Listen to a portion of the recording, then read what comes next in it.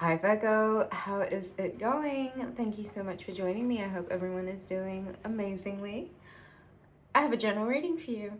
If you would be interested to book a reading, you can email me on ruby@rubyreadstarot.com. Let's start with a deep breath in. Let's go. 1, 2, 3. Let all of it go. All right, Virgo. No astrology, just a tarot.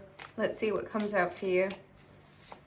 Let's get some messages for the Virgo collective in their highest and best good for all and everybody involved. For Virgo's highest and best good. What do I need to tell Virgo? What does Virgo need to know?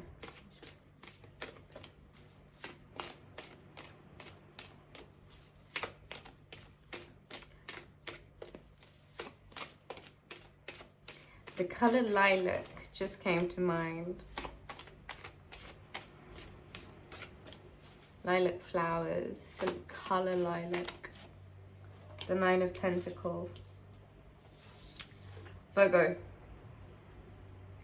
there's something about you needing to really focus on not only your root chakra, but I think there is a need here for you to understand the abundance, and I think the need for a solitary acknowledgement of how abundant you are as a person, as an individual, as an independent person. Virgo, I feel like there is something about boundaries, you needing to protect your goods, your boundaries, what you've accumulated, what you have for yourself and your reserves, and what you have for others. Virgo, I think communication is perhaps important. Pets, familiars, your communication during this Mercury retrograde, I feel like with those that feel the easiest for you to talk to is really going to be where your power is. The 10 of Wands and the 7 of Cups. Virgo, I think this message is really saying you need to focus on you. You need to detach. You need to tend to your garden. You need to re-acknowledge how abundant you are, how naturally fruitful you are, and how your energy is valuable. And if it is caught up in burdensome cycles that are just full of confusion and delusion, please know that yes, these lessons, these experiences, this time it's taken has made you a lot stronger in the process of accumulating all of these life skills. But please know that now really is a time for you to clear out with total clarity any smoke and mirrors, any falsities, any false hopes, anywhere where you're being strung along or led astray or deceived in any way. Virgo, you can't busy yourself enough to carry on with a deception or a facade. It's really clear in Sagittarius season, you're going to have to focus on creating your own abundance and your own well-being and your own material harvest. Because that's the phase that you're stepping into right now. It's a unique, independent abundance that really is the fruits of your labor. Now, cycles of burdensome, cyclical experiences that may have come from a place of unsurety or unclarity are coming to an end. The Queen of Wands. And in Sagittarius season, you are being asked to really think about your confidence, the tenacity and the grace that you move with. And if you really are full of that charismatic, dynamic magic that we know you to be of, now is the time for you to refamiliarize yourself with your magic in order for you to be able to really create. And again, the reference to familiars, pets, plant friends, the lovers. There is a strong partnership here, and Virgo, there has been a really strong highlight on your relationships and your partnerships for the most part of 2024, King of Pentacles. Could be with a Gemini, could be with a fire sign, Sagittarius, Leo, Aries.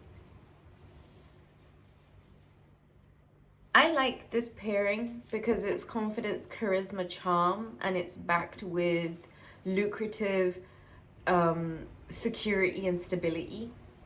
And that really is the ingredients for magic.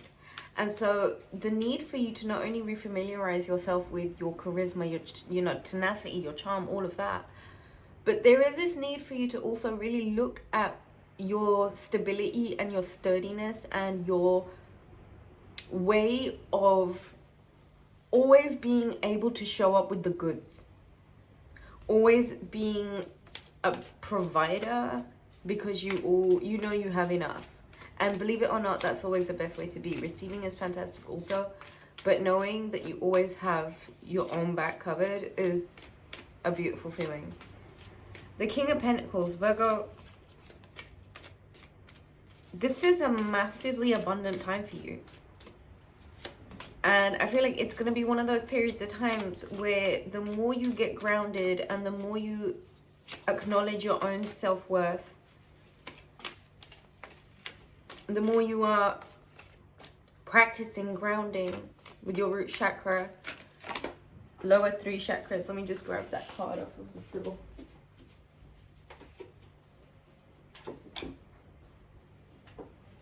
Okay.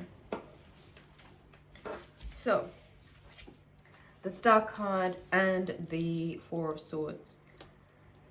Sagittarius season is definitely about expansion, thinking about outside of the bubble concepts, those philosophical, mythological, higher octave thoughts that give us the archetypes that we find so easy to relate to. Sagittarius season is about the alchemy. It's about you taking a moment to pause the matrix and really look at what it is that surrounds you, and not in terms of falsities, not in terms of this 7 of Cups, falsities, smoke and mirrors, in terms of what is real. We know that nature is real. Considering the fact that this is just a holographic universe and we really are projecting from inwards out, if there is unsurety and if there is burdens, you are not projecting your highest version. And the Star card really is saying, I mean, all of these cards really are saying, like, this is at the highest octave vibration. Four of Swords is saying, get still enough in this Mercury retrograde to really take a very deep, nourishing soul rest. Because not only with your need to rest, not only does that nourish your body, physically and mentally, but it also gives you the opportunity to look at the intricacies of your life and really address and acknowledge with a bit of perspective the patterns that are showing up. What is it that you need to take a break from? Where is it that you really need to calm your mind and just take a rest? Okay, where is it that you need to switch off the devices, switch off the fake noise, switch off the 5G interference, switch off all of this fake? And where is it that you know that you need to connect, not only to yourself, but connect to closing out certain cycles of burdensome, problematic unsurety? The experiences that you've learned from this have made you hella strong. Need for dynamic, charismatic stability and security. There is an intense focus on partnerships. Some of you could be meeting the love of your life. Some of you could be meeting soulmates. Some of you are in these fantastic relationships that are Knight of Cups. Expect an offer, Virgo. Someone is bringing you, or you are making, I think someone is bringing you a an emotionally substantial offer. Someone is offering you their cup, their vessel, their heart, the contents of who they are. And it's not a flimsy offering. It is something that is quite substantial. It is something that is going to, I feel like, help fill your cup. Let's see what else we have for Virgo in their highest and best good for all and everybody involved. What else does Virgo need to know from me?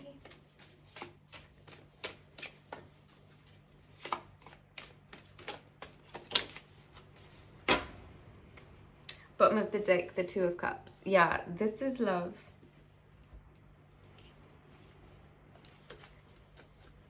Okay, here we go. Page of Wands. King of Swords. Page of Cups. The Fool card and the Ace of Cups. Okay, Virgo, you're in for a really nice time. You know, I love these karmatic cyclical loops. You know, what is down must come up. And whatever's been burdensome and unsure and a bit of an experience of life, if you are willing to detach, if you're willing to really nourish your own garden,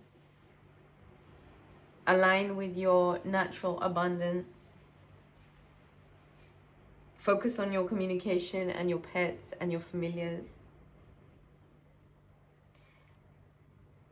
certain characteristics, Virgo, might really help you in this season. I think there is something about you needing to be very clear-minded and very assertive and alert. There are two references to lovers and unionships and partnerships, and there are offers that are being made to you, Virgo. You always have options. You know I don't need to tell you that. And cross watchers, I'm sorry, you're dealing with a Virgo, okay? They are like the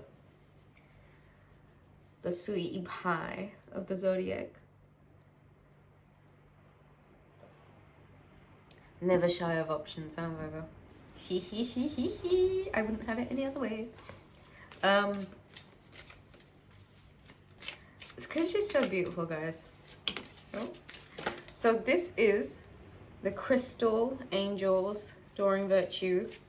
This is a time of the material realm as well as the ethereal realm. So part of alchemy really is crystals.